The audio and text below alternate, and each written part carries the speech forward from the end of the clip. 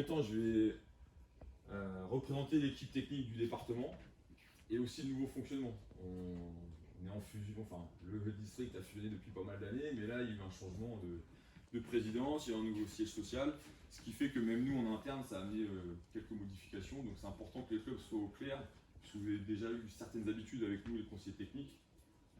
Je vais en parler de tout ça et aussi on va dire de la stratégie qui va être menée sur les 3 prochaines saisons. Euh, voilà, pour que les clubs du département soient au clair là-dessus. Donc cette saison, on est une équipe de 4. L'année dernière, on était 5 avec une agent de développement qui était Gaël Bisson, qui n'est plus au district de football de Seine-Maritime.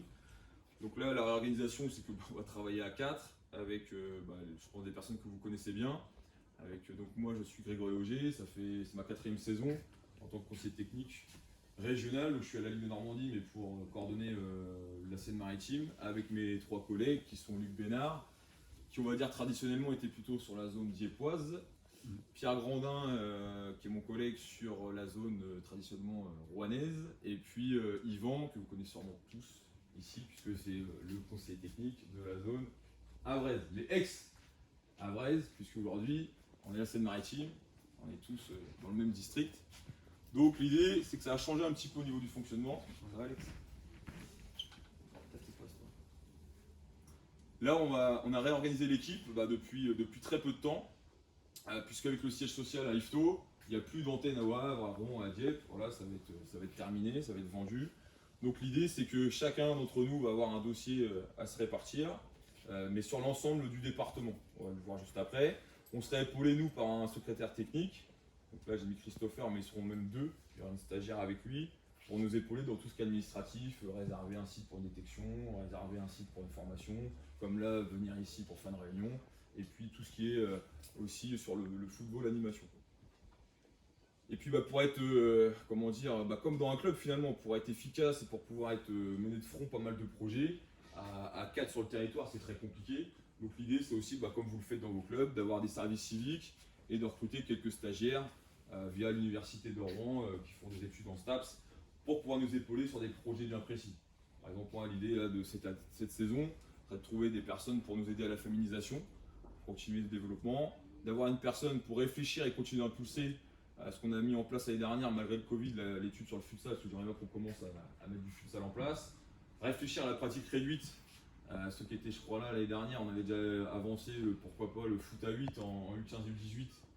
Je pense qu'en plus, là, avec la période actuelle, ça pourrait être intéressant. Donc, j'aimerais bien qu'on puisse bien réfléchir à ça et essayer de le mettre en place. C'est que l'année dernière, j'avais déjà vendu un peu le projet. Après, bon, il y a eu ce qu'on connaît, malheureusement. Donc j'espère que là on va pouvoir vraiment le mettre en place et avec vous. Et puis toujours avoir aussi un stagiaire sur la communication pour mettre en avant ce qui est fait au sein du département sur les actions techniques et aussi mettre en avant les clubs dans lesquels on se déplace et on fait des choses comme ce soir à Octeville. Donc brièvement, moi mon rôle c'est je suis coordonnateur du 76, donc je suis le référent on va dire de la politique sportive sur le département, je fais le lien entre le comité directeur et les collègues.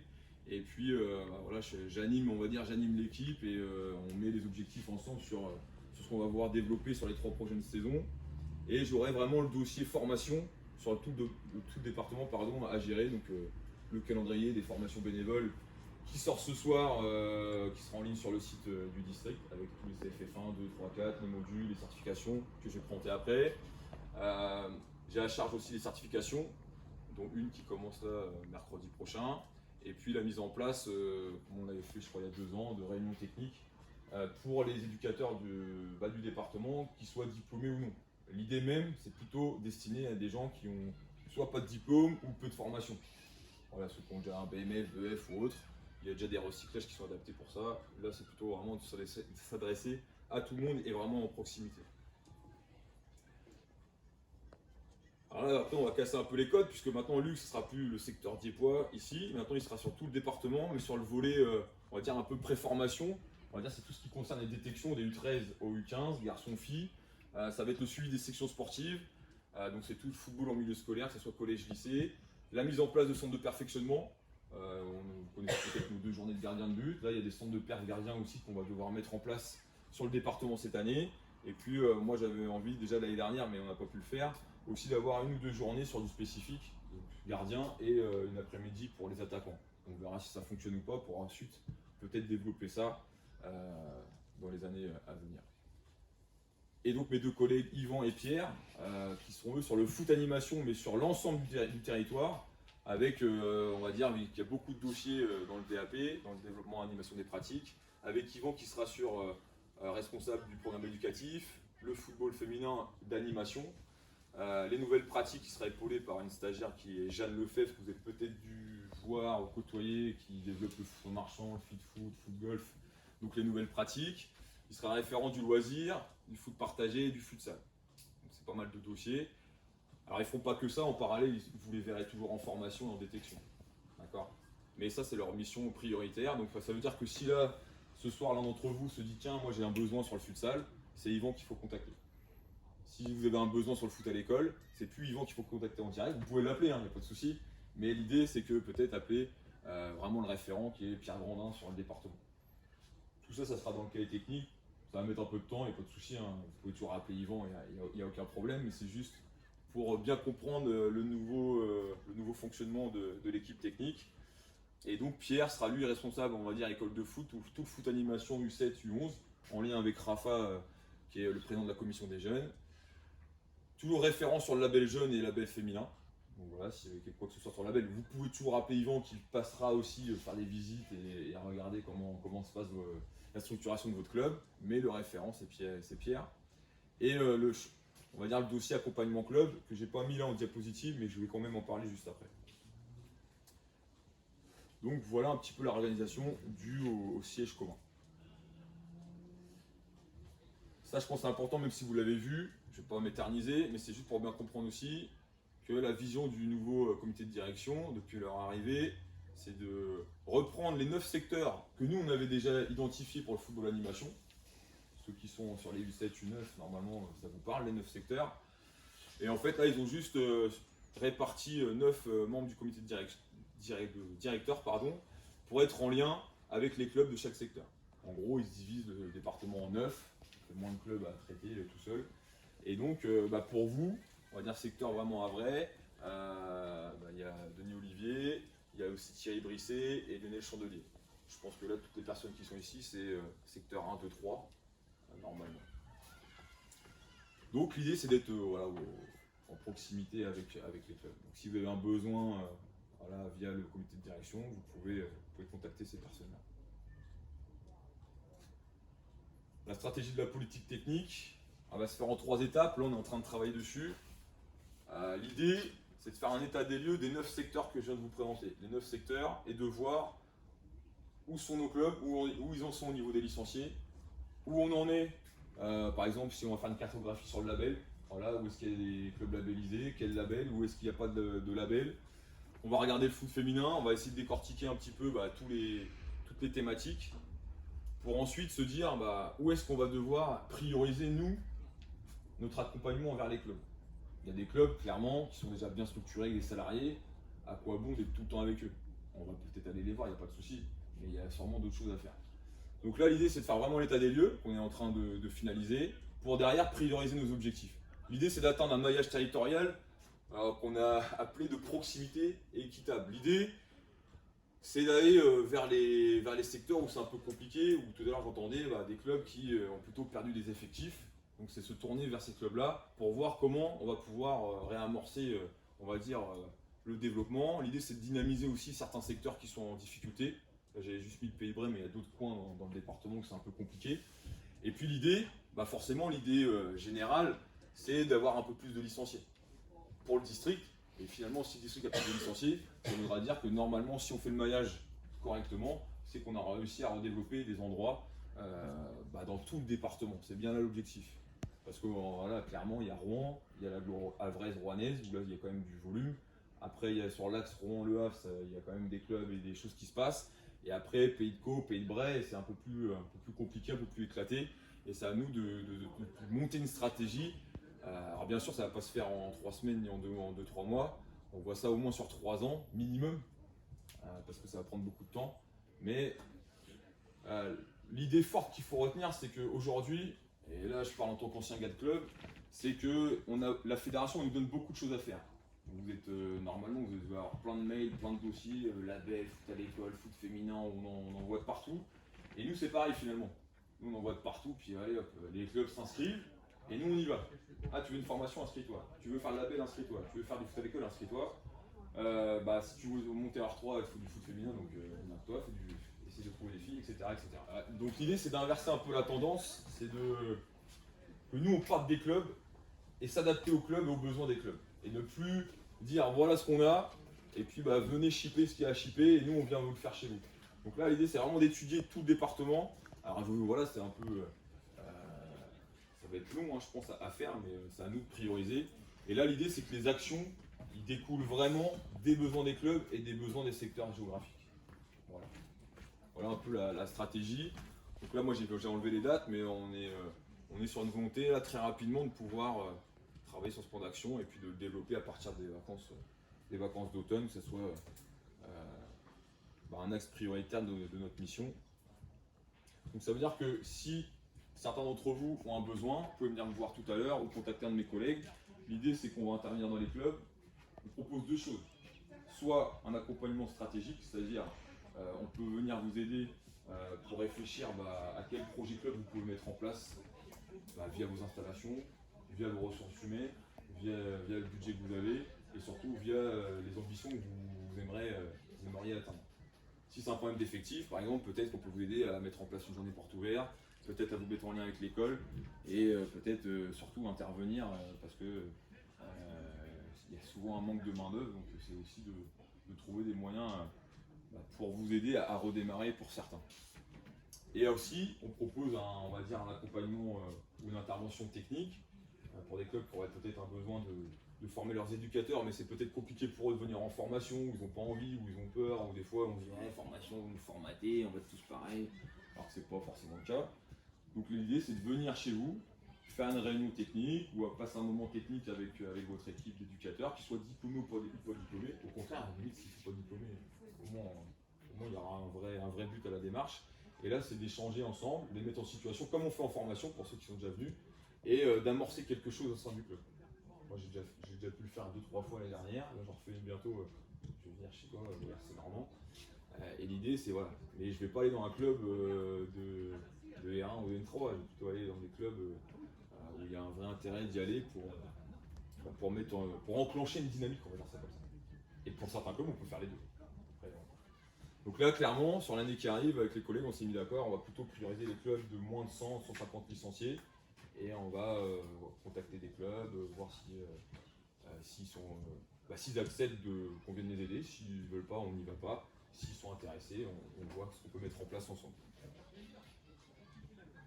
Voilà un petit peu c'est assez rapide, mais la philosophie des 3 prochaines années qu'on va détailler avec l'équipe. Donc je vais vous parler des formations, je vais quand même aller assez vite, vous allez voir il y a beaucoup de diapos mais c'est beaucoup d'informations. On parlera des détections, c'est plutôt pour les dates et un petit peu ce qu'on y fait. Et après surtout sur l'animation des pratiques, de voir un petit peu tout ce qu'on fait et tout ce qui peut être fait aussi avec vous et sur 2-3 sujets de réflexion. Donc les formations, vous connaissez, ce qu'on fait sur le territoire de la Seine-Maritime au niveau district, c'est CFF1, CFF2, CFF3, CFF4. Qui peuvent être découpés en modules, module U9, U11, U13, U15, U18 seniors et sur le CFF4, projet associatif et projet sportif et éducatif. J'en profite parce qu'il y a peut-être des dirigeants de club. Le CFF4, donc le CFF1, 2, 3, c'est vraiment en football, on va dire ça comme ça, pour entraîner les U7, les U9, U11, U13, U15 et 18 seniors. Et le CFF4, c'est vraiment pour mener des projets, mettre en place une dynamique dans le club. Je sais que certains là l'ont fait, même des présidents, et c'est très bien. Et ça permet d'avoir une vision un peu plus générale du fonctionnement et de pouvoir ensuite mener des projets dans son club. Donc ça, sachant que si vous mettez un éducateur de votre club et qu'un membre du bureau ou un président vient, c'est gratuit la formation est gratuite pour le président, enfin pour la personne du comité de direction. Après, on met aussi en place des modules un peu plus spécifiques. Donc nous, on mettra en place un découverte gardien de but. Donc là, il aura vraiment sa place cette année et c'est quelque chose qui est demandé, qui a un réel besoin au niveau de nos clubs pour l'encadrement de nos jeunes gardiens. On proposera aussi le découverte futsal. On essaiera le beach soccer aussi de découverte parce qu'on est quand même un département pas loin de la mer. On n'a pas beaucoup de sable, mais on essaiera de le faire quand même. Et puis après, il y a des modules complémentaires. Nous, ce qui est développé, c'est le football urbain et le module U7. On n'est pas encore en capacité de proposer le module handicap. Ça, je ne vais pas le décortiquer. Il y aura tout dès ce soir sur le cahier technique 2021-2022 qui sera en ligne sur la page d'accueil du site internet et je vous l'enverrai ce soir ou demain matin ou plus tard sur les boîtes mail club. Voilà, comme ça en PDF. Donc vous y retrouverez toutes les formations. Donc on a essayé de comme d'habitude d'en mettre un peu partout en module. Donc module 7, module 9, module 11. Voilà, on a essayé, là on a remis un peu les bouchées doubles, on a essayé d'en mettre un peu partout. Module 13. Module 15, alors il y a pendant on va dire la vie normale, l'école, et puis il y a des moments aussi pendant les vacances scolaires. On a fait en journée, en soirée. Après, parfois ça s'adapte pas forcément aux emplois du temps de tout le monde, mais on fait comme on peut, en essayant d'être logique dans ce qu'on fait. Là, des modules U18, il y en a un, plus des modules seniors. Des CFF complets, donc on est sur un format 4 jours. À part celui-ci, je crois que je le fais là au mois de septembre, bientôt, qui est vraiment en période, on va dire, de période scolaire. Sinon, les autres, c'est vraiment durant les vacances. CFF2, vacances, et je sais plus là, ici, si c'est vacances. Non. Je crois pas. CFF3, fin mars, ce sera pas pour les vacances. Alors, CFF3, c'était Gilles qui avait mis ça en place, je trouvais que c'était une bonne formule, donc on a gardé. Pour avoir les seniors ou les 18 ans le soir en entraînement, on a fait une formule 14-22. Bon, du coup, ça fait prendre des demi-journées, mais bon, ça permet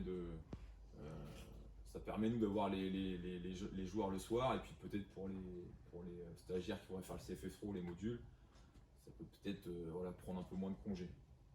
Le CFF4, que je fais traditionnellement en décembre et janvier, voilà, qui est coupé en 2 projets. Et les certifs, donc les certifs, on va en faire 4 cette année, donc une mercredi prochain, une pendant les vacances d'octobre-novembre aux municipaux, une au mois d'avril et une début juin. On a refait à peu près une par ex-secteur pour essayer d'être pas trop loin pour que les gens des clubs puissent venir sur nos certifications. Donc à bien faire passer au sein de vos clubs, c'est depuis 2 ans je crois, c'est une seule certification par journée. C'est-à-dire que si vous avez un éducateur qui a passé ses diplômes et qui n'a pas certifié, il ne peut pas venir le 3 novembre aux municipaux pour certifier le 1, le 2 et le 3. Il pourra venir juste certifier un seul diplôme. C'est pas moi qui ai décidé ça. Hein. Avant, il y a encore 3 ans, quand je suis arrivé, il pouvait faire 2 ou 3 certifs dans la journée. Mais voilà, après, il y a un texte qui est sorti. C'était une certif par éducateur par journée. Donc ça a bien signalé quand même à vos encadrants pour ceux qui souhaitent se certifier. Et il y aura une certif aussi pour le CFF4. Alors je la mets toujours plutôt en fin de saison puisque le CFF4, il y a un projet à mettre en place dans son club. Donc forcément, si on l'a fait en début, ça ne sert à rien. Donc à chaque fois, plutôt CFF1 le matin, CFF2 début, milieu d'après-midi et le soir, CFF3, tout ça pour pouvoir avoir les joueurs à disposition dans les clubs où on fait les certifications. Donc pour pouvoir certifier, je rappelle quand même, il faut passer la formation d'abord et ensuite on peut venir certifier. Ça, on voit pas grand chose, mais c'est dans le cahier technique. Ça va être les formations vers le public féminin. Donc, c'est Isabelle, ma collègue à la Ligue, qui a mis en place dans tous les départements de la Normandie des formations. Donc, il y a des modules animatrices fédérales. Alors là, je crois, il y a Montivier, Pavie, Fauville. Bon, je sais qu'il y avait des dates qui arrivaient bientôt, mais je ne sais pas si pas beaucoup d'inscrits pour l'instant.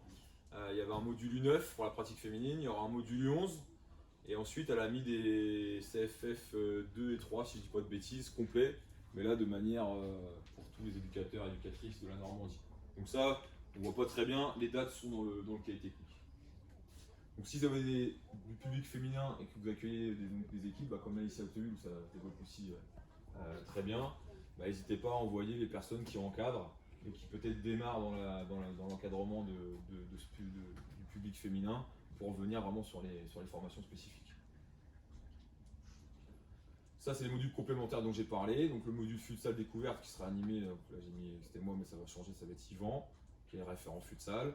Donc, on ne sait pas encore exactement le lieu, mais ce sera le 20 et 21 décembre. Le module beach soccer, à voir si je le fais à Fécamp dans les galets et dans le sable ou au Havre, à voir. Et le module animation football en milieu urbain qui est au Havre, les 14 et 15. Et le module découverte GB, gardien de but, début mars. sur Mont-Saint-Aignan, c'est au niveau de l'université. Donc ça pareil, c'est des gens, même qui ne sont pas gardiens de but, mais qui encadrent ou qui veulent encadrer, ce module-là est vraiment adapté, même si on n'est pas gardien de but, on va dire, d'origine. Ouais, j'ai remis ce tableau-là, mais voilà, ça vous le connaissez, donc je vais zapper. Ça, c'est nous pendant les formations. À chaque fois, quand on démarche un club, bah, on envoie le courrier et après, on s'adapte aussi au protocole sanitaire que la mairie va nous donner pour respecter le nombre de personnes dans la salle, etc. Ça, c'est les recyclages. Donc, pour ceux qui ont un BMF ou BEF qui doivent recycler, bah, soit ici ce soir ou soit dans vos clubs. Donc pareil, ça va être sur le site de la Ligue. Alors souvent c'est un peu compliqué, il faut aller sur l'onglet formation de la Ligue.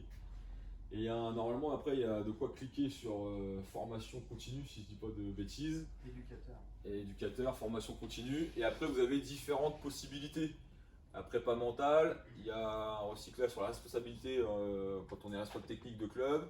Il y a un spécifique défenseur, que celui-là je vais l'animer. Et puis le responsable technique je l'animerai aussi avec un collègue.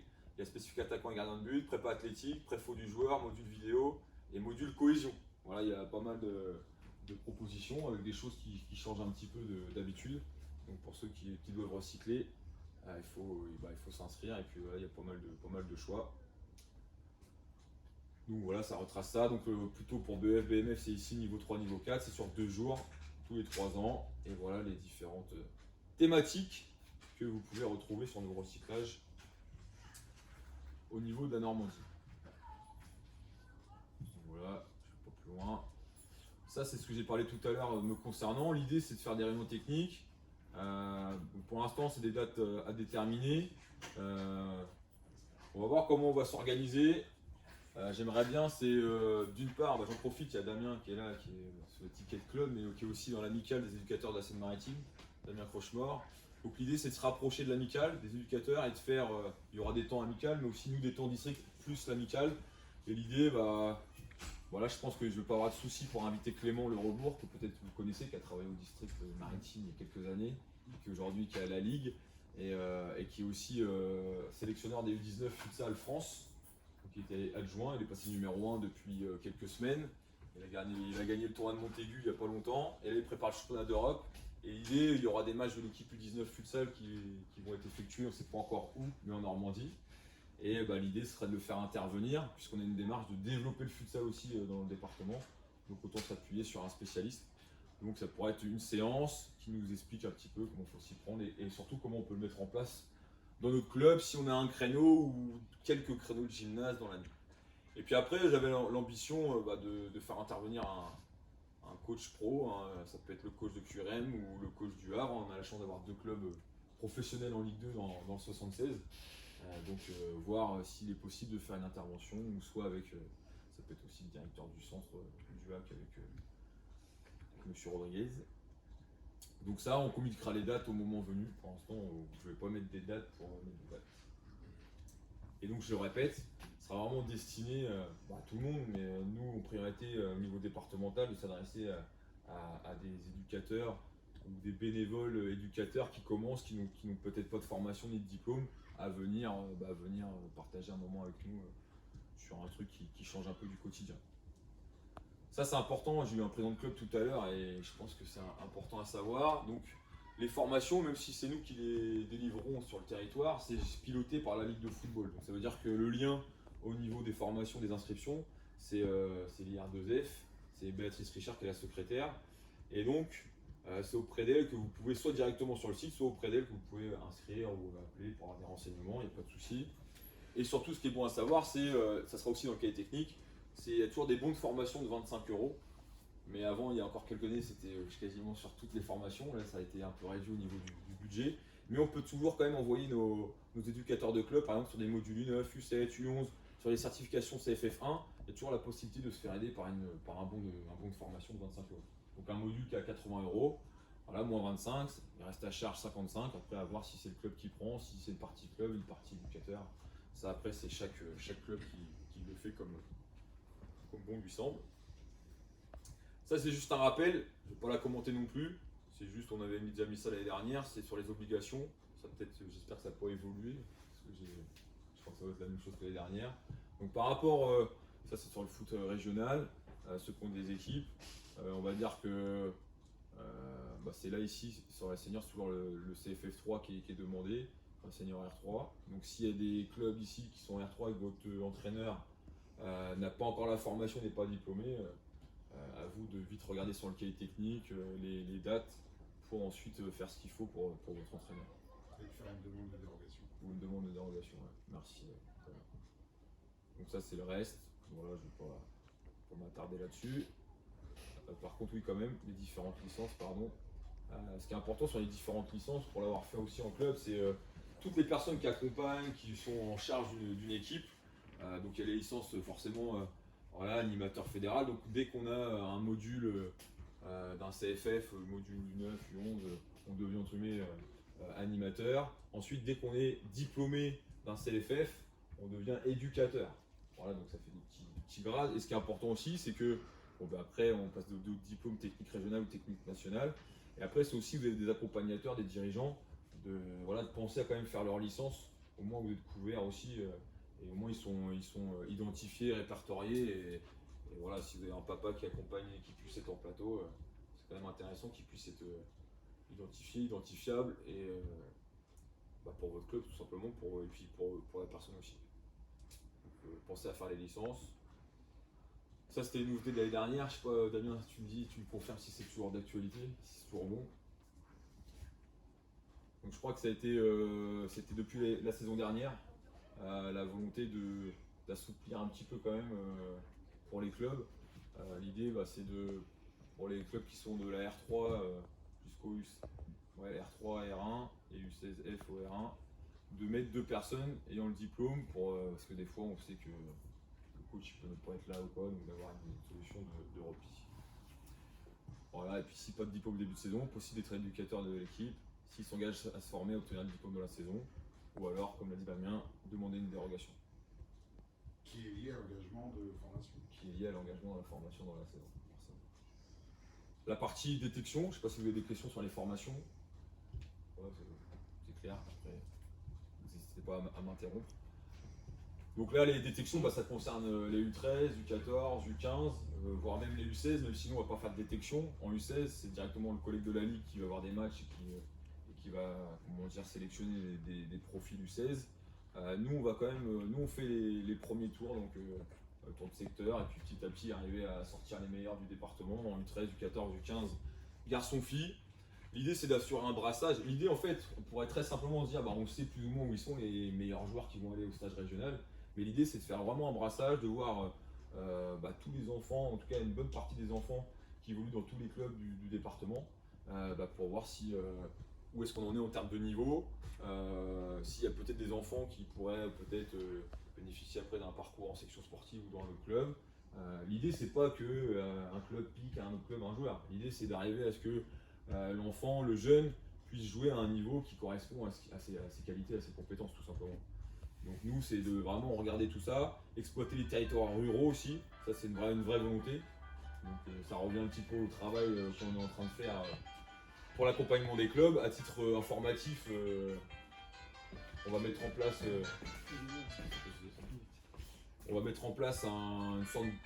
une sorte de centre de perfectionnement dans l'est du département. On va l'appeler l'Académie rurale. L'idée, c'est de proposer une séance, ça a déjà été fait, je crois, il y a déjà pas mal d'années dans différents secteurs, mais de mettre en place une séance supplémentaire pour des jeunes qui peut-être s'entraînent qu'une fois la semaine et qui, en 13, pourraient peut-être aspirer à avoir une deuxième séance pour les accompagner dans leur cursus. Et puis après, si on peut les orienter vers des structures section sportive ou de haut niveau, c'est le but pour ceux qui ont forcément les capacités de le faire. La petite stat quand même qui est importante, c'est pas parce qu'on va en détection qu'on arrive en finale départementale ou qu'on arrive au stage régional ou qu'on signe dans un centre de formation. Alex, tu peux confirmer, tu es au Havre. 60% des joueurs sélectionnés en équipe de France U16, donc là déjà c'est le haut du panier français quand ils arrivent en équipe de France U16. 60% ne signent pas pro, c'est quand même énorme. Donc l'idée, nous, c'est avoir un œil sur nos joueurs et emmener ceux qui peuvent y aller, mais surtout avoir un œil sur ceux qui ne vont pas y aller et de continuer à apprécier le foot, à prendre du plaisir dans leur activité et à jouer au niveau dans lequel ils vont s'épanouir, tout simplement. Donc là, juste la petite peut-être différence, je crois qu'on l'avait déjà fait l'année dernière. On a envoyé les fiches. Donc on a mis 8 joueurs. Donc là, c'est pour les clubs qui ont plusieurs équipes U13. Donc là, c'est la génération U13. Si les clubs ont une seule équipe, on demande 5 joueurs maximum. Et on a rajouté une ligne gardien de but parce qu'on s'était aperçu que sur les 8, l'éducateur il mettait ses 8 joueurs. Et puis des fois, le gardien, on n'avait pas de gardien en détection. Et du coup, c'était un poste que finalement, on avait un peu moins de potentiel. Donc là, on a laissé nos 8, mais on a rajouté plus 1. Donc après, à vous de faire le choix si vous êtes deux gardiens, sauf s'il y a vraiment deux pépites, il faut nous appeler et puis nous dire j'ai vraiment deux très bons gardiens pour qu'on dise vas-y, ramène-les, il n'y a pas de souci, on n'est pas un gardien de plus, il n'y a pas de problème. Donc U14, même principe. 3 joueurs si c'est une U14 des U14 qui jouent en district, 8 joueurs si c'est des joueurs qui jouent dans une équipe de ligue. Toujours avec le gardien de but. Et en U15, même chose, voilà, même principe. Donc pareil, ça sera sur le cahier technique. L'idée en U13, c'est que la finalité, donc nous on fait plusieurs tours, 2 tours plutôt en secteur, en proximité. Pour une finale, on va dire départementale. Derrière, on va sortir un nombre de joueurs pour un stage départemental où sera présent le directeur du pôle espoir de Lisieux, donc du pôle normand, qui a 1 an d'existence, avec sa 2e année qui commence cette année. Donc l'idée, nous, sur les U13, c'est de voir s'il y a des potentiels du 76 qui pourraient rentrer, on va dire, vers le mois de mai, avril, pour rentrer au stage Pôle Espoir, puisqu'il ce sera un stage de 25 pour en sortir 15-16, sur toute la Normandie.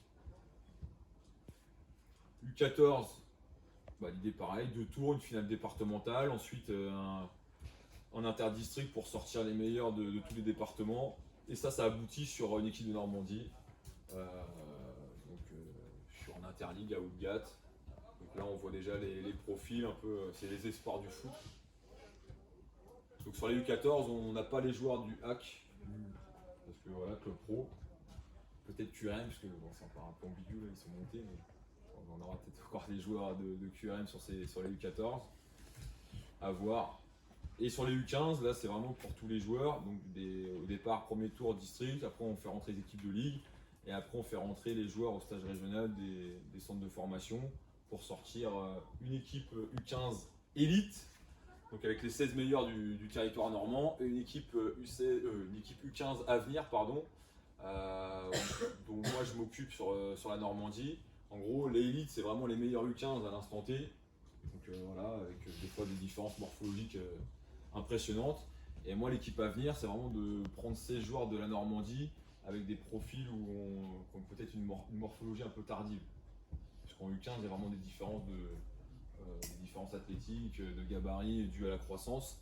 Et parfois, il y a des très bons joueurs, mais qui sont un peu bougés, on va dire ça comme ça, parce qu'en face, c'est un peu plus grand, plus costaud. Donc là, d'être vigilant sur des joueurs plutôt nés entre le 1er juillet et le 31 décembre, ou alors des jeunes qui sont nés en début d'année, mais qui ont un retard morphologique. C'est d'essayer de donner la chance vraiment à tous les gamins à ce niveau-là. Et un stage national pour les meilleurs. Donc à chaque fois, on a 4 joueurs de la Normandie. Souvent, c'est des joueurs qui sont soit au Havre, soit à Caen, qui vont au stage national et qui sont potentiellement après appelés en équipe de France U16. Donc voilà, ça, U16. J'ai dit là c'est de l'observation de mon collègue donc, qui fera une équipe U16 Normandie, donc il va voir tous les matchs, surtout ceux qui jouent déjà en U16 R1 ou U17 national. On va revenir en arrière, voilà. Donc là toujours dans la volonté d'aller dans ce développement du futsal, on va mettre en place un tour de détection qu'on avait déjà réfléchi l'année dernière, donc début février. On va voir auprès des clubs comment on va s'arranger pour peut-être parler des profils qu'on recherche, pour nous envoyer des joueurs U15, donc nés en 2007, qui pourraient être sélectionnables et détectables pour peut-être un rassemblement régional futsal. Parce qu'il y a des interligues aussi en futsal, U15 et U18. Donc si vous avez des profils de joueurs, parce que des fois on fait des petits futsal, ou même si vous faites un city ou n'importe quoi, des fois il y en a qui sont très bons sur le terrain, mais ils sont aussi très intéressant sur du petit espace, sur du foot réduit à 5 contre 5, n'hésitez pas à nous les communiquer. Parce que vu qu'on n'a pas de compétition officielle, nous, en Seine-Maritime de futsal, c'est compliqué de les voir en situation. Donc Donc on compte sur vous. Les U18, bon voilà, ça sera mon collègue qui gérera. Et sur les féminines, alors la petite différence, quand même je vais revenir. Traditionnellement, on faisait le premier tour U13F, donc là on va garder ça. On fait venir les équipes qui sont engagées en championnat U13F et on fait un mercredi sur 3 sites où ils vont s'affronter et nous on va regarder un peu le niveau des U12, U13 pour ensuite sélectionner celles qui feront les centres de perfectionnement. Donc ça on le garde, donc on garde la même trame. On a juste fait évoluer pour les U14, U15. On s'est aperçu qu'on faisait la même chose, c'est-à-dire que le premier tour U14, U15, on faisait venir toutes les équipes engagées en championnat U15F à 8 au niveau départemental et on faisait des petites rencontres, on observait et après on sélectionnait les meilleures joueuses. Mais en fait, il y a tellement d'écart déjà dès le premier tour. Il y a des équipes, il y a des clubs, peut-être comme vous, qui créent des équipes U15F avec des filles qui commencent le foot. Donc forcément, s'ils affrontent une équipe où les filles, ça fait déjà 2-3 ans qu'ils jouent, c'est le carnage, donc c'était pas le but. Donc là, on a demandé, on a envoyé des listes, comme pour les garçons, de nous mettre des joueuses, plus une gardienne, d'ailleurs, on a dû mettre une gardienne de but, pour déjà que eux-mêmes nous listent les joueuses, comme ça sur le premier rassemblement, voilà, on aura peut-être 30, 40, 50 joueuses, mais voilà, déjà identifiées et qui viennent des différents clubs. Donc on pourra faire presque une petite séance avec une opposition pour les voir en situation. On a fait la même chose, U14, U15. Donc l'idée, le parcours, il est simple. En U13, donc un premier tour, on va convoquer les équipes. Ensuite, des centres de perfectionnement où on gardera les mêmes filles pour ensuite avoir un rassemblement interdistrict avec les meilleurs, on va dire, les meilleurs U13 de la Normandie, puisqu'il y aura sûrement une finalité d'ici quelques temps avec une section sportive normande pour les futurs U14, U14, U15F. Alors là en rouge on voit pas trop. Alors en rouge c'est vraiment les parcours régionaux et en vert c'est ce qu'on fait au niveau district. Voilà un petit peu. Donc U14, premier tour, on fera en même temps U14, U15. Sur le même site on fera un groupe U14, un groupe U15.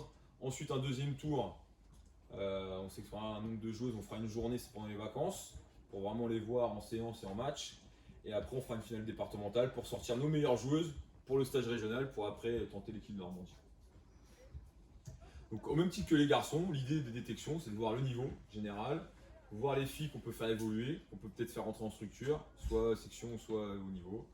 Et puis on voit que chaque année ça progresse vraiment énormément. Donc bravo à vous pour ceux qui ont des féminines en club, parce que ça bosse de mieux en mieux.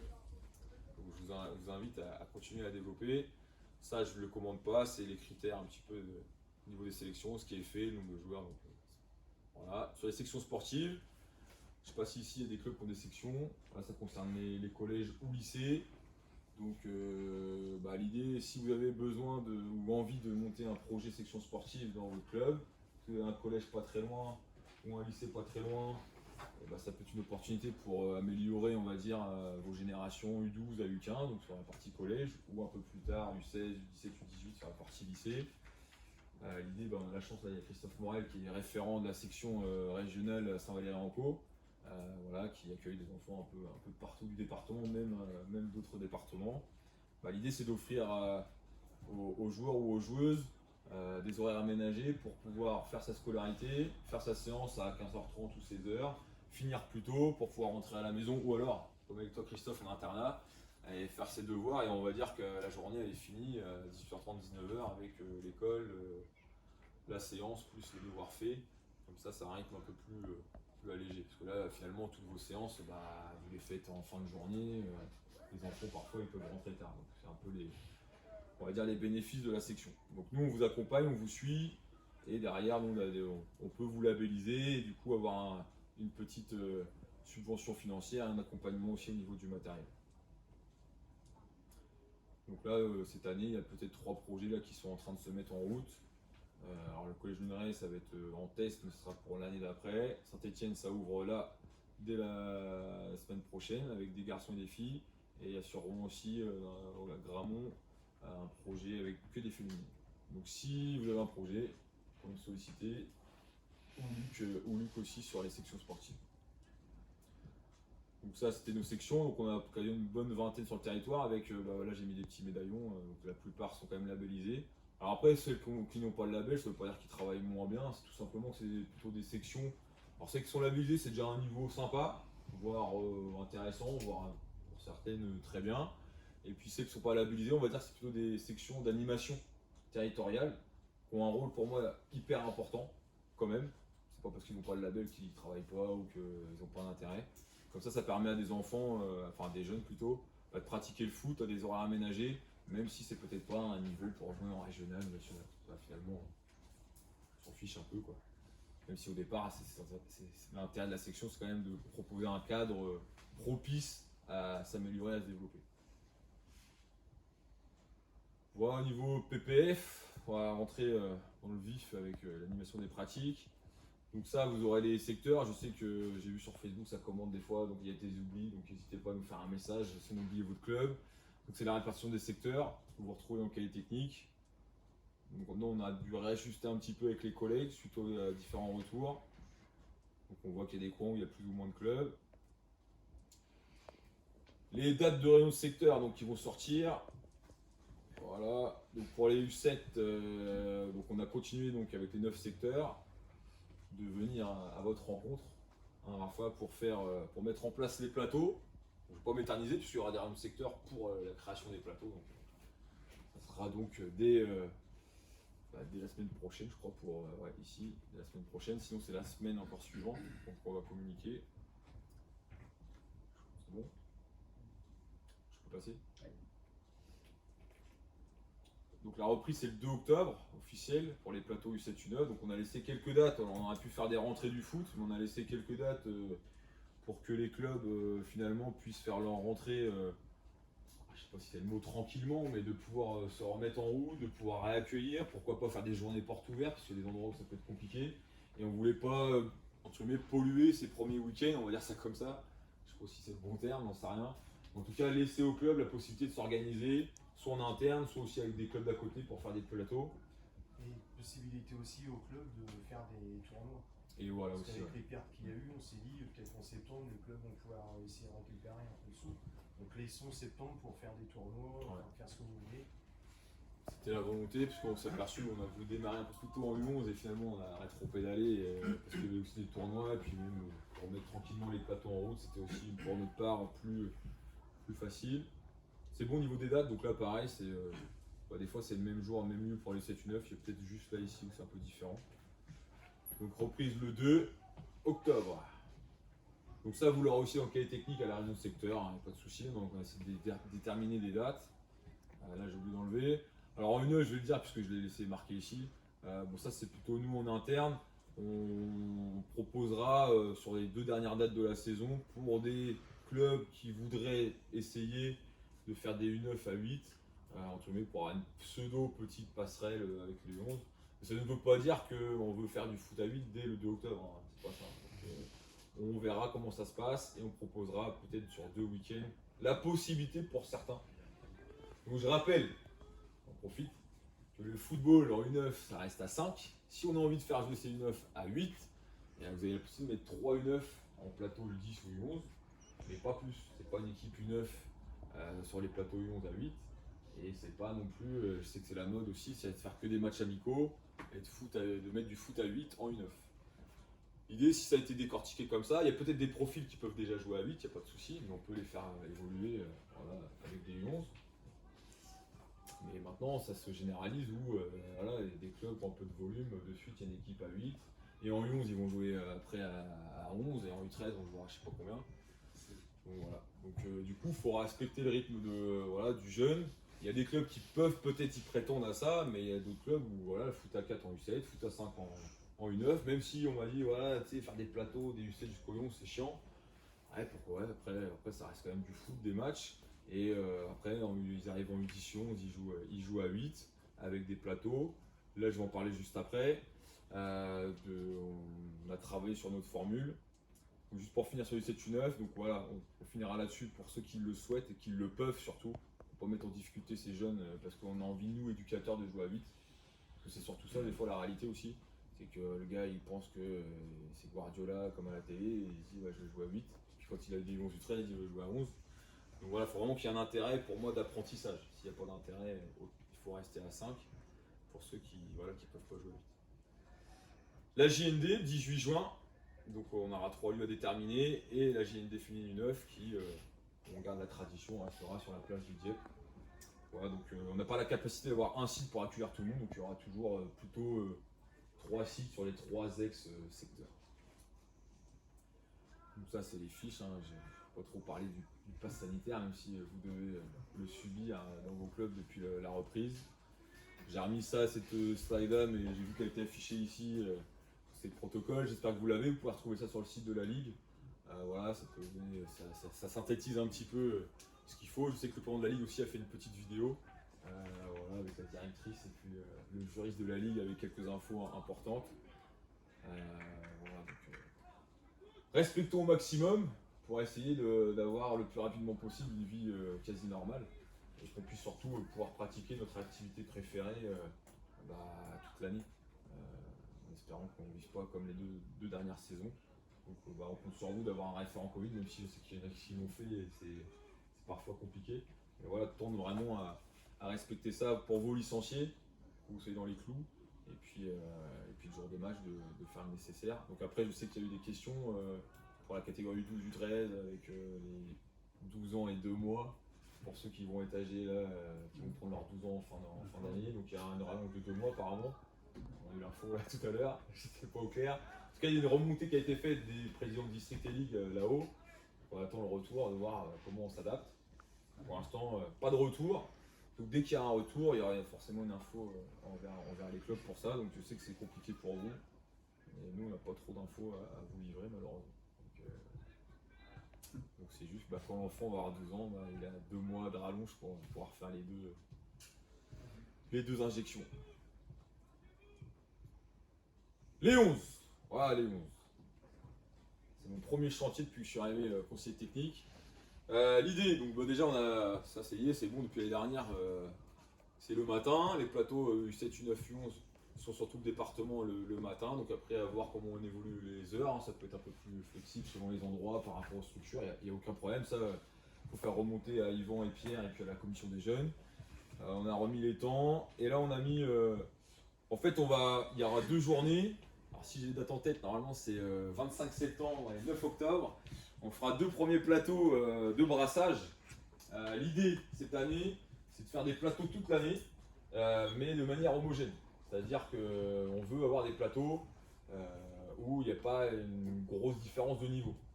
C'est un peu comme un peu le principe de U9, juste avant j'ai expliqué. L'idée c'est qu'on favorise l'apprentissage des jeunes, garçons, filles, en tout cas ceux qui sont sur nos plateaux. Parce qu'on s'est aperçu que des fois c'est bien de jouer en proximité, mais parfois on joue des équipes soit plus fortes ou plus faibles, et finalement pour l'un et pour l'autre c'est pas trop intéressant.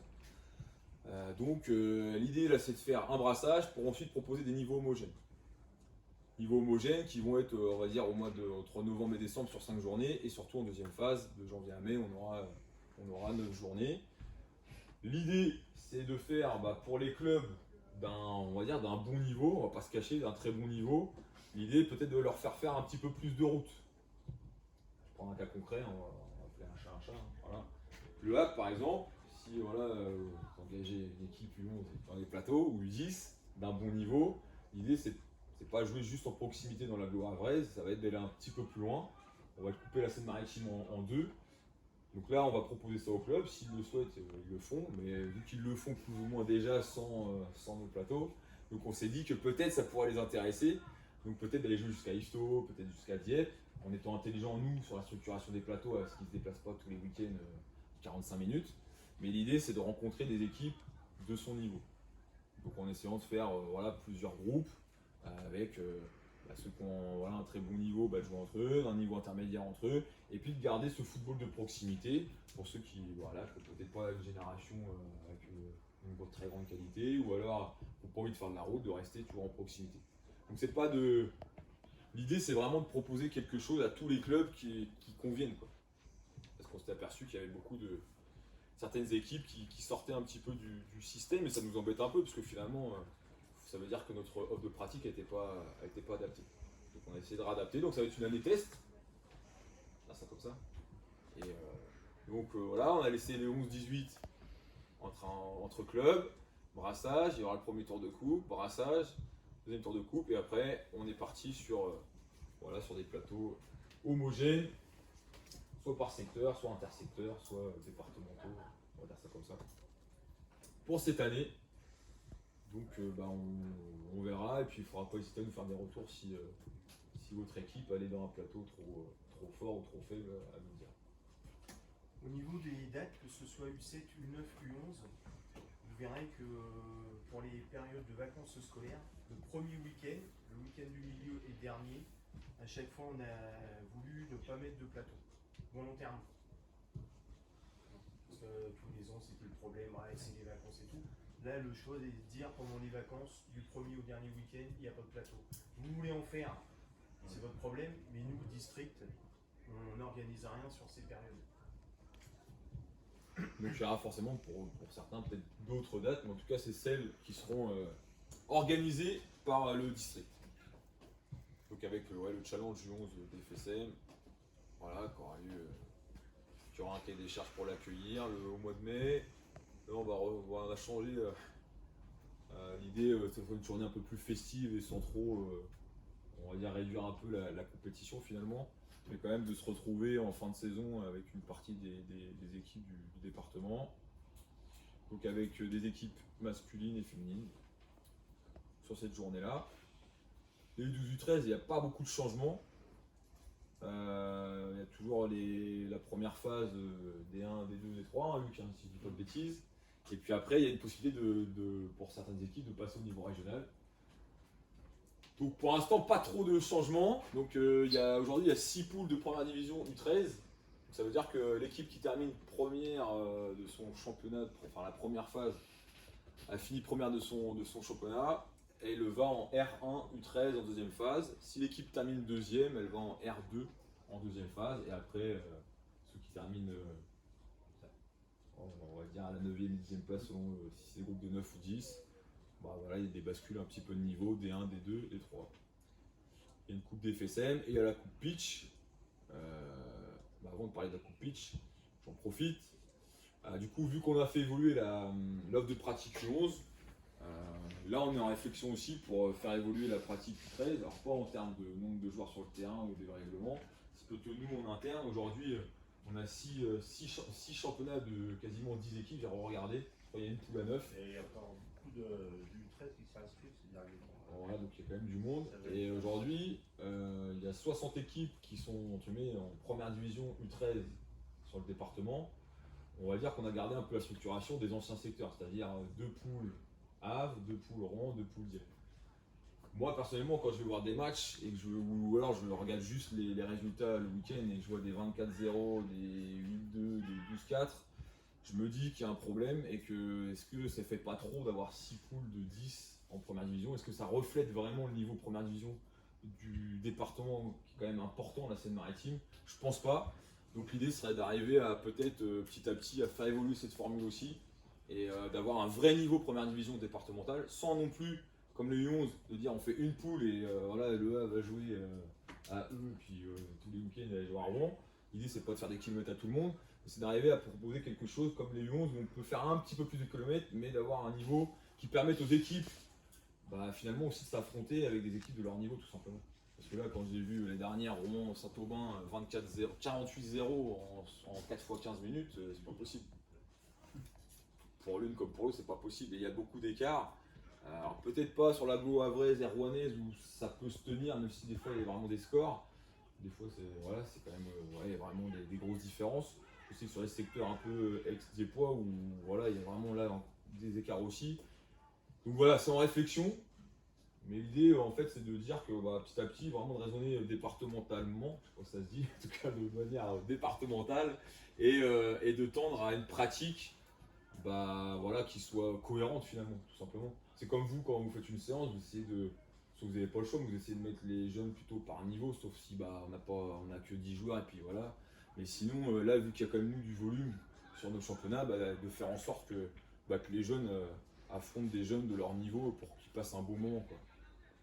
Parce que le but du jeu, c'est qu'ils apprennent et ils vont apprendre dans le plaisir. S'ils prennent tous les week-ends 10-0, je vois pas où est le plaisir. Donc on arriverait peut-être à décliner un peu différemment la pyramide.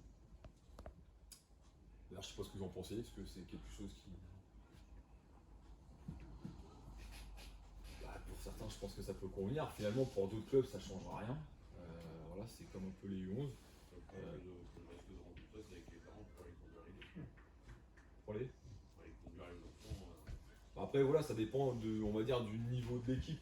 Si ça reste un niveau, on va dire, où vous allez jouer plutôt dans votre secteur, ça posera pas de problème. Après c'est vrai que si vous êtes à un niveau, bon niveau de D1 départemental, on va faire peut-être un petit peu de route. Quoi. Après il faut être... Le problème reste sur la place. Après, c'est plus intéressant que les gosses qui jouent le niveau. Ouais, ça va dépendre des générations que vous avez. Si, voilà, si vous avez une génération qui est peut-être un niveau D2, je pense qu'il n'y aura pas plus de route. Tout ce qui est niveau D3, D2, il n'y aura pas plus de route. C'est plutôt pour le niveau D1 où peut-être là on allongera un petit peu. Encore. J'ai envie de dire que déjà certains le font aussi. Quoi. Donc, en fait, on s'adapte. On est un peu en retard, mais on s'adapte un peu à ce que les clubs font, en essayant quand même d'être cohérent par rapport à ce qu'on va pouvoir proposer. La finale pitch, donc le 2 avril, donc là c'est la Coupe U13, avec une finale départementale, une finale régionale, avec une finalité nationale. Donc parfois on a des représentants normands, ou même sénomarins qui peuvent aller en finale nationale. Donc, voilà, donc là pareil, 16 clubs garçons et 8 clubs féminins pour cette finale U13 pitch. Ça c'est pour les U10, U11, U12, U13, mais normalement vous étiez au courant avec la règle comme pour les professionnels avec la surface, donc c'était juste un rappel. Voilà, donc c'est adapté jusqu'au U10, U11.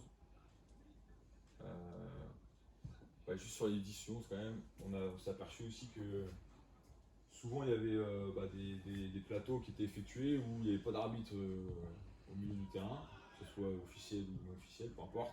Et il n'y avait pas non plus soit de jeunes ou de dirigeants sur la touche. C'est vrai que c'est ennuyant parce que pour certains commencent le foot à 8 et voilà, il n'y a pas d'arbitrage, ou alors c'est l'éducateur sur le bord de la touche. Donc essayons de tenter de passer le message, voilà, de mettre quelqu'un. Alors je sais que parfois c'est compliqué d'avoir des ressources humaines et d'être accompagné, mais voilà, au moins sur les arbitres assistants, on peut peut-être commencer à initier nos jeunes, sachant qu'en U11, voilà, c'est que dans la surface. Voilà, ça peut permettre sur une séance d'expliquer les règles déjà, parce qu'on a un des seuls sports où on peut jouer sans connaître les règles, donc c'est un peu malheureux parfois. Donc essayons quand même de tendre vers ça et puis de mettre une personne au milieu. Il y a quand même des fois des parents qui sont là, alors je sais que c'est pas forcément là où ils voulaient être à chaque fois au milieu du terrain, mais peut-être de trouver un système pour qu'il y ait quand même quelqu'un qui puisse arbitrer et initier les enfants à ce cadre-là. Donc ça c'est des outils que vous pouvez retrouver pour le football réduit. Voilà. Le PEF, donc si vous voulez mettre des actions éducatives en place dans vos clubs, soit Yoann Tristan au niveau de la ligue, soit vous pouvez contacter Yvan au niveau du district. Donc ça c'est pour ceux qui veulent mettre en place des séances avec des thématiques citoyennes, de santé, d'environnement, de règles du jeu, culture foot, du fair play. Ça permet de casser un petit peu la routine de séance. Ça permet aussi pour ceux qui souhaiteraient se lancer dans une structuration de club et de label, d'avoir des actions éducatives en place. Et puis surtout ça permet aux enfants à travers le foot de continuer leur éducation on va dire citoyenne, environnementale et surtout connaître les règles du jeu. Voilà. Une famille d'arbitres, je me permets d'insister sur les règles du jeu. Voilà la fameuse partie U15 U18. Donc les U15 U18, on va dire traditionnellement foot à 11, on est d'accord, avec aujourd'hui il n'y a plus que 2 niveaux en district, hein, c'est ça, D1, D2. Et quand même avec, si je dis pas de bêtises, une poule dans chaque ex-secteur. Une poule havraise, diepoise et rouennaise en U15 je crois, j'ai regardé. Ça, hein. Puis après en deuxième division il y a un peu plus de groupes forcément. Après on se rend compte, et j'avais déjà eu le même message l'année dernière, mais on se rend compte et qu'il y a pas mal de clubs qui malheureusement soit sont obligés de faire des ententes, soit sont obligés d'abandonner une catégorie U15 ou U18 parce que faute d'effectifs. Puisque jouer à 11 ça sous-entend aujourd'hui, ça sous-entend au moins avoir 20-22 joueurs presque. Enfin, je caricature un peu mais on est pas loin de cette vérité-là. Je dirais qu'il y a quelques années, avec 16, 17, 18 joueurs on pouvait faire une saison. Aujourd'hui, je pense qu'au niveau départemental, voire même des fois régional, hein, pour un coach enseignant à la région, il fallait gonfler les effectifs pour pouvoir tenir toute une saison. Donc c'est compliqué de pouvoir jouer à 11. Donc je repropose Et je pense,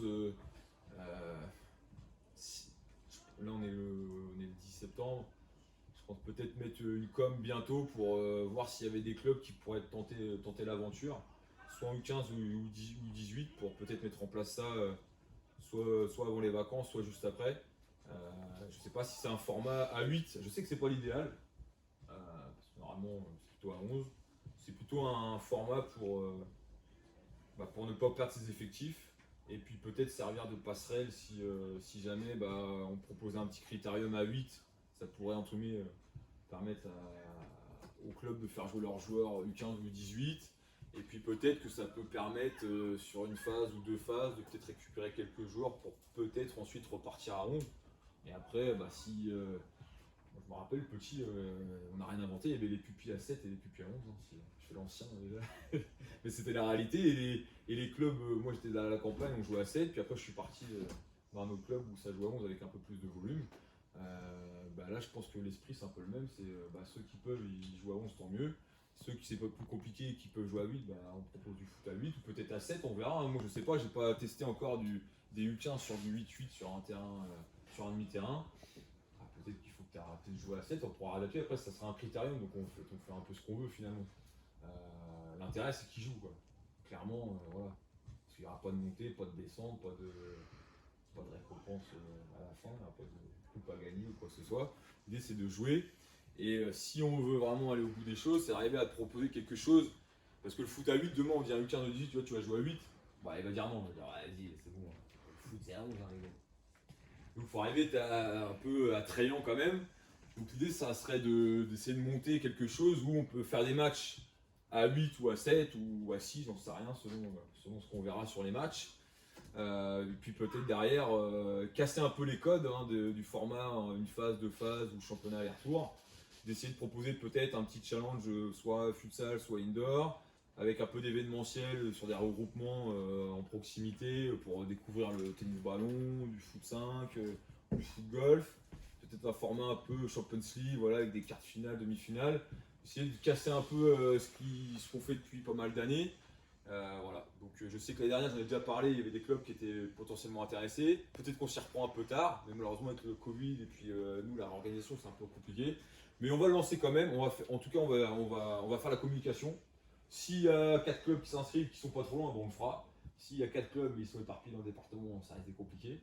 Mais si on a un peu de personnes intéressées, en tout cas de clubs intéressés, on le lancera, et si ça marche pas, on le mettra en route pour la saison prochaine. Et je pense que ça c'est primordial, au même titre qu'il faut travailler sur les niveaux U11, U13, mais c'est aussi très important de travailler à ce que les joueurs jouent, peu importe leur niveau, et pour que les clubs puissent avoir des générations peut-être sur des petits jusqu'au rang finalement, parce qu'on voit qu'il y a plein de clubs en U13, paf, il n'y a plus rien U15, il n'y a plus rien U18, et puis une équipe première, il y a des seniors.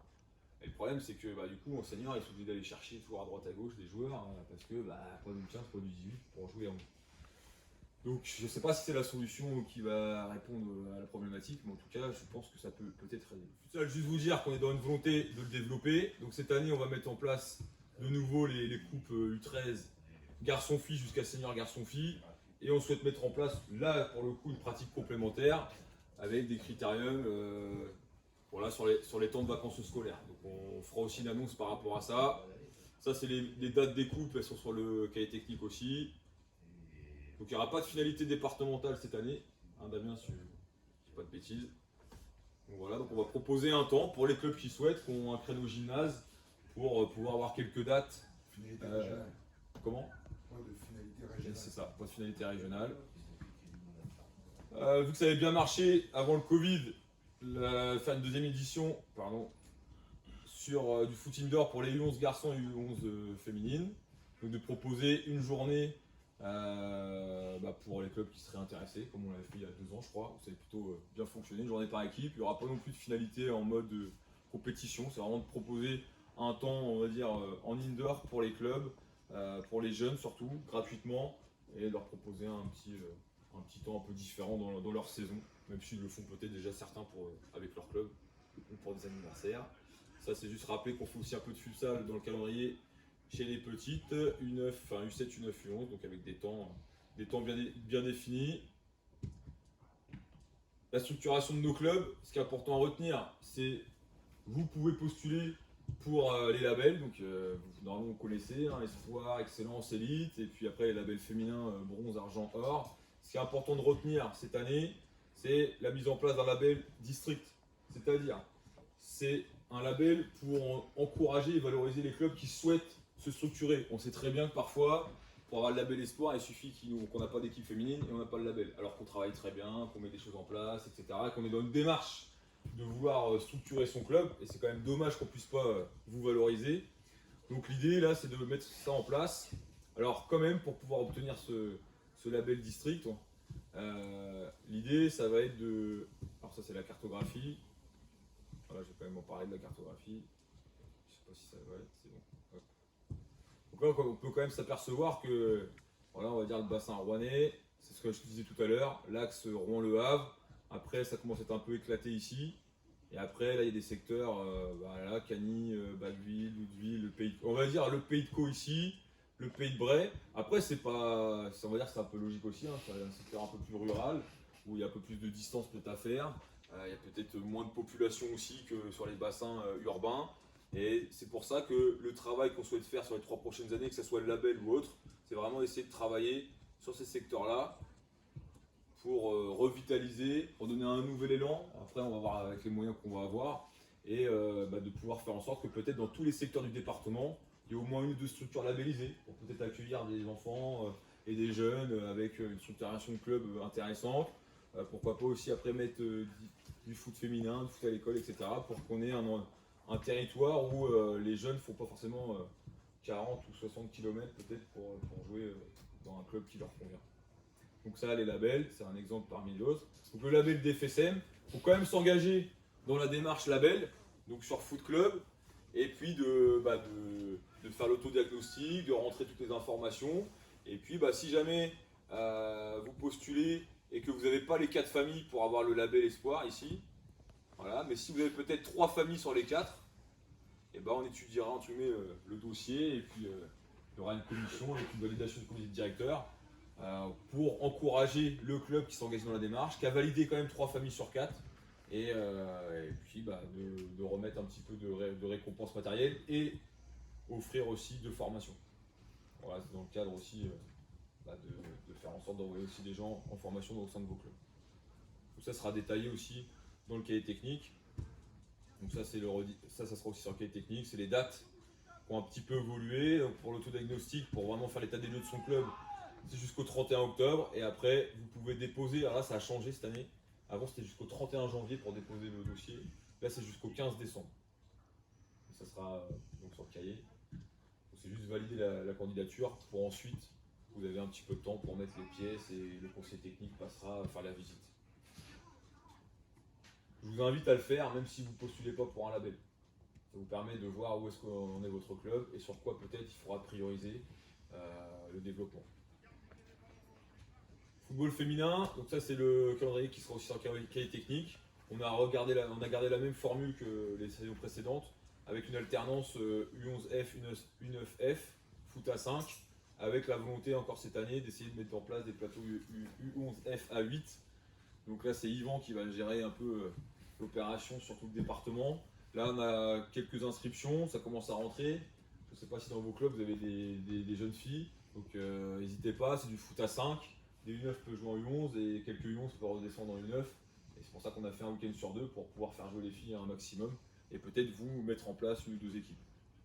Donc ça, Yvan va revenir vers vous avec 2 réunions qui sont prévues, une à Gonfreville et une à Pavie la semaine prochaine. Non, c'est pas la bonne, c'est Épouville, pardon. Ouais, c'est Épouville. Pourtant j'avais fait la modif. Donc c'est Épouville, pardon. En lisant, c'est Épouville mardi et à Pavie lundi. Donc c'est Yvan le référent. Donc aujourd'hui, voilà où on en est un petit peu. C'est encore du mal ça prend, mais c'est encore un peu long. Même si plein de clubs font les efforts et je vous remercie encore une fois. Donc pour l'instant au niveau des inscriptions, on en est là. Là je pense que ça va quand même augmenter petit à petit dans la saison. Bon là c'est quasiment réglé.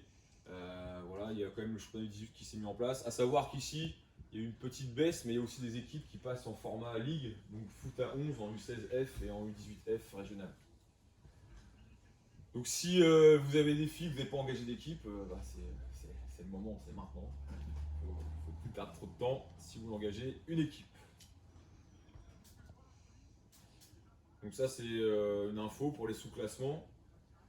Donc une U16F peut jouer en U15, une U14F peut jouer en U13 garçons. Donc il y a encore de la mixité bien sûr pour ceux qui ne peuvent pas avoir une équipe féminine. Et d'ailleurs, les filles qui arrivent à un haut niveau en Normandie aujourd'hui, ce sont des filles qui jouent longtemps en mixité et qui arrivent après à un niveau U16 France voire plus. Je pense grâce au fait qu'ils ont joué avec les garçons. Ça, c'est si vous avez besoin d'informations sur la pratique féminine, même des séances, des choses comme ça, vous pouvez aller sur le site de la Fédé. Le foot à l'école, hyper important. Pourquoi? Parce que ça peut vous permettre d'attirer, alors pas attirer des potentiels nouveaux licenciés et redynamiser votre club. C'est-à-dire que via l'école, vous allez peut-être aller chercher des nouveaux licenciés. Je pense peut-être à tout à l'heure quand tu parlais de ton club. Peut-être contacter mon collègue Pierre ou Yvan pour peut-être se rapprocher de l'école ou des écoles aux alentours pour proposer un cycle de foot à l'école. C'est pas forcément le club qui vient pour dire on fait du foot, il faut venir chez nous. Ouais. C'est le conseiller technique avec peut-être un membre du club qui va venir avec la prof des écoles ou le prof des écoles animer un cycle foot sur 6 semaines. Le conseiller technique vient sur 3 séances. Le mieux c'est que le club soit là aussi pour être en soutien. Et puis là, ça peut être un moment où il y a des enfants qui ne sont pas licenciés qui vont peut-être dire ah le foot ça a l'air sympa, en plus le gars du club il a l'air sympa. Et on peut peut-être, c'est même sûr, faire venir des licenciés, garçons ou filles, au sein de son club. Donc ça, franchement, si tu veux, même là ce soir, je te donne les contacts et je pense qu'il faut foncer. Donc j'ai demandé moi à Pierre, donc le référent du district, une nouvelle fois dans la démarche, là c'est l'école à s'inscrire. Où le club pousse une école à s'inscrire. Maintenant, je veux aussi que nous, conseillers techniques sur le territoire, on aille voir les clubs en disant allez, il faut peut-être faire un peu de foot à l'école. Viens, je peux t'aider, on va aller voir les écoles ensemble. Parce que si on ne le fait pas, tu n'auras jamais des U7 et des U9, ça va pas revenir comme ça en claquant des doigts. Hein. C'est compliqué. Donc il faut qu'on vienne vous aider. Et donc il faut qu'on inverse la tendance aussi, que nous, on sollicite nos clubs pour aller vers les écoles. Donc n'hésitez surtout pas. Pour peut-être les clubs où il y a une petite baisse d'effectifs U7, U9, U11, il faut aller dans les écoles primaires et ça peut être un moyen via les cycles foot avec le district. Les SPO au poste, donc là vous aurez les dates, toujours nos journées gardiens de but qui fonctionnent plutôt bien, qui avaient été initiées par monsieur Gilles Fouache, ici qu'on connaît bien. Voilà, donc on arrive à faire perdurer, ça commence à prendre un peu sur tout le département, donc c'est plutôt cool. Et là, c'est les journées de sensibilisation, ça va tendre vers du perfectionnement et on va lancer aussi, puisqu'on a fait les gardiens, on va aussi mettre des buts. Donc on va essayer de travailler avec nos attaquants, on verra plus tard pour d'autres journées événementielles comme ça, de perfectionnement. Donc l'idée c'est que nous cette année on soit capable de proposer 12 séances en centre de perf sur les 13 garçons et 12 F à 15 F. Donc on va peut-être pas être autant ambitieux, on va peut-être pour l'instant peut-être faire 5 à 6 créneaux, on va voir comment s'organiser. Donc on verra vers vous pour nous donner vos gardiens ou gardiens. Et le foot loisir, qui au départ était un peu moqué, on va dire, il y a quelques années, et qui aujourd'hui peut être une alternative à récupérer, en tout cas refaire revenir des gens au football ou dans le club de football. Je pense notamment au foot en marchant, que j'ai fait plusieurs démonstrations la saison dernière pendant le Covid, et encore cette année, je crois que c'était la semaine dernière, on était à Gruchet. Et ça peut permettre à des gens qui sont sortis du système club parce que vétéran, il faut jouer à 11, puis j'ai pas envie, c'est tous les dimanches matin, puis j'ai plus les cannes pour jouer à 11. Donc peut-être qu'un foot en marchant, ça nivelle, on peut jouer plusieurs générations différentes, garçons, filles. Voilà, donc ça peut faire revenir des gens pour peut-être se réinvestir. Vous parlez du manque de dirigeants, du manque de bénévoles. Voilà, ça peut être une manière de dire vas-y, viens jouer le vendredi soir ou le samedi matin, et puis tiens, j'aurais besoin d'un coup de main de temps en temps le dimanche, pas tous les dimanches parce qu'aujourd'hui c'est fini, mais au moins un dimanche sur 3 ou sur 4. Quoi. Donc ça commence à prendre, et c'est une alternative aussi pour, en tout cas ça c'est mon avis aussi perso, aujourd'hui les petites structures, on ne peut pas être que sur du foot, entre guillemets, compétition, championnat, voilà, il faut aussi s'ouvrir je pense, sinon ça va être de plus en plus compliqué à avoir des licenciés, et là il y a des possibilités, voilà, foot en marchand, donc on va mettre des rassemblements en place. Il y a du foot golf, plus ponctuel, avec aussi le centre à Jumièges où il y a un parcours adapté. Il y a le tennis ballon, mais c'est plus pour les initiés quand même. Je pense que le foot en marchant et peut-être l'alternative aussi futsal en critérium pour ceux qui ont un gymnase ou un créneau de temps en temps pour pouvoir l'utiliser. Donc là, pareil, je vous invite à prendre contact avec Yvan. Nous, on va faire des interventions. Il y a Jeanne Lefebvre qui est en stage aussi avec nous, qui, elle, fait du fit foot beaucoup, qui a poussé ça dans les clubs et ça permet de.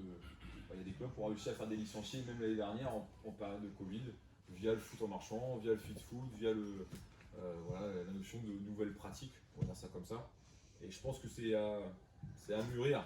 Alors il y a des clubs, c'est pas la peine d'en faire, mais il y a des clubs, je pense que c'est intéressant de s'ouvrir à ça et de tendre. C'est pas de dire on passe que là-dessus, c'est on propose toujours ce qu'on propose en format classique et on peut aller sur un format un peu différent. Voilà, donc la reprise, j'ai juste une interrogation ici parce que je crois qu'elle était prévue le 18, mais vu que là il y a des équipes qui sont rajoutées, je crois que ça peut peut-être être décalé. Donc la reprise des championnats au niveau district. Voilà. Et puis je pense que j'ai fait le tour. Juste pour terminer sur un truc hyper important en plus des nouvelles offres de pratique que nous on doit s'imposer en tant que district. Mais après c'est aussi en interne. Il y a un gros travail à faire dans chacun de nos clubs sur l'encadrement de nos jeunes avec cette phrase bateau mais importante. C'est de vraiment donner le même temps de jeu pour toutes et tous et ne plus laisser de joueurs sur le carreau tout un match ou les faire jouer 10 minutes parce qu'il est un peu moins fort que les autres. Donc si je le fais rentrer, j'ai peut-être faire un match nul ou perdre le match, ça serait con quand même. Donc essayons de tendre vers voilà, le joueur il est convoqué, il joue le même temps, un temps minimum et parce que c'est aussi comme ça qu'on perd des licenciés, faut pas se leurrer. Quand on dit à un gamin, vas-y, tiens, je veux un arbitre, toi t'es pas bon, on devient arbitre. Si on dit à un gamin, écoute, viens avec moi, mais bon, tu vas jouer 5 minutes, hein, tu vois. Et qu'à chaque fois on l'habitue à être remplaçant, à pas beaucoup rentrer, finalement au bout d'un moment il va peut-être rien dire, mais vous le verrez plus quoi.